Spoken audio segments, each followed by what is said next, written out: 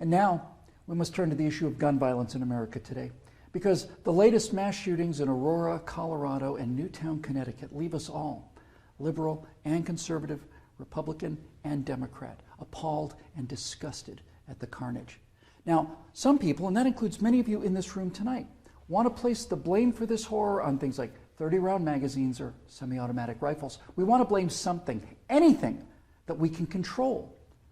But what we really want to ban is violence and murder and insanity.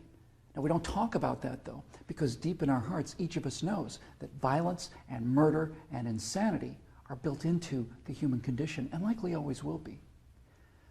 You know, there are two kinds of animals in this world, predators and prey. No one watches a leopard chase down a gazelle and denies that the gazelle has a right to use its hooves and horns to protect itself from the predator. But there are people in this room tonight and all across the country who would deny that same right to self-defense to other human beings. Such people seem to think that the way to stop the leopard is to cut the horns off of the gazelle, that by somehow making it easier for the predator will simply go away. My friends, this is insane. When you make it easier for the predator, you get more predators. So let's start with the so-called assault weapons, more properly known as semi-automatic rifles. In 2011, the total firearm murders came to 8,583, according to the FBI. Now, during that time, the total murders committed by rifles, all rifles, not just semi-automatic rifles, were 323. That's 3% of all murders. Hammers and clubs kill half again as many people as rifles. Hands and feet murder twice as many. And knives kill 5 times more Americans than all rifles combined. Preventable medical errors kill about 98,000 people per year. Medical malpractice kills more than 12 times as many people as are murdered in the U.S. each year. That's more than 300 times the number killed by all rifles, not just the so-called assault rifles. And yet, no one talks about limits on hammers or knives or doctors or hospitals. No one does that because the good we perceive from hammers and knives and doctors far outweigh their perceived harm. And yet, studies show that firearms prevent anywhere from 800,000 to over 2 million violent crimes every year. The lowest estimate means that 100 times more violent crimes were prevented with firearms than the total murders committed with firearms. That's 100 times as many. Now, in October of 2007, Amanda Collins was walking to her car after a night class at the University of Nevada at Reno. Amanda had a concealed carry permit for her 9mm Glock that she carried for self-defense. Unfortunately for Amanda, UNR is, like most college campuses, a gun-free zone. So, like the law-abiding citizen that she is, she did not have her gun with her in this gun-free zone when she was attacked by James Bila.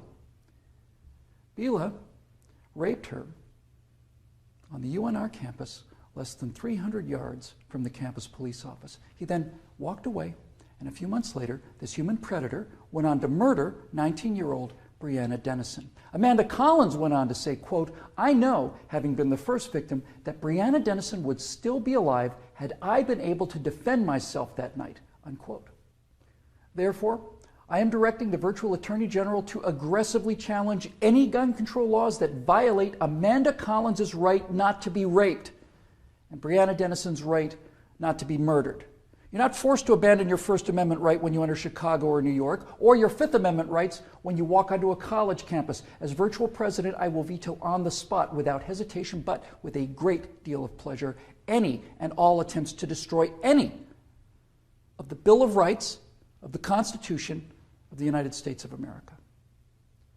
Because when it's all said and done, the Second Amendment to the Constitution is not there to protect us against criminals, and the people calling for gun control know this. That's why they want gun control instead of crime control. That's why they want laws that, at the stroke of a pen, turn law-abiding citizens into criminals.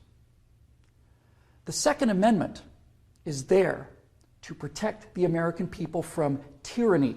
The Second Amendment is there to protect the American people from politicians. The Second Amendment is there to protect the American people from us. Now, Some politicians claim America deserves a vote on this issue. Okay, let's have a vote. Those of you advocating infringement on the right of the people to keep and bear arms need to go to the American people with the 28th Amendment, which would simply read, the Second Amendment to the Constitution is hereby repealed. That would, for the first time, give you the legal authority to do what you have been doing and what you are trying to do now in direct violation of your oath of office to defend the entire Constitution of the United States, not just the parts you happen to approve of. So go ahead, go to the American people and tell them that ultimate power is no longer to be vested in the people who can't be trusted with that power according to you. Tell them only the government can have that power now. You go out there and try to convince the people of the 38 states that you're going to need to get that amendment passed to agree with your opinion of them versus their opinion of you. I dare you. 12 million unarmed men, women, and children were unable to resist being murdered by their own National Socialist government in Germany. Perhaps 50 million unarmed men, women, and children were murdered by their own Union of Soviet Socialist Republics. 50 million Chinese murdered by their own government under Mao, who also disarmed his people. And in Cuba, and in Vietnam, and in the killing fields of Cambodia. Now you say that can't happen here? You say we're protected? By what? By the Constitution that you're in the process of destroying? You are in violation of your oaths of office by so much as introducing this legislation, let alone passing it. My fellow Americans, the previous inhabitants of this chamber watched as 100 million people were murdered after being disarmed by their own governments. Every single one of those men, women, and children were as real and precious and irreplaceable as the children at Newtown. And I tell you here and now that I will be damned if I will let that happen to the American people.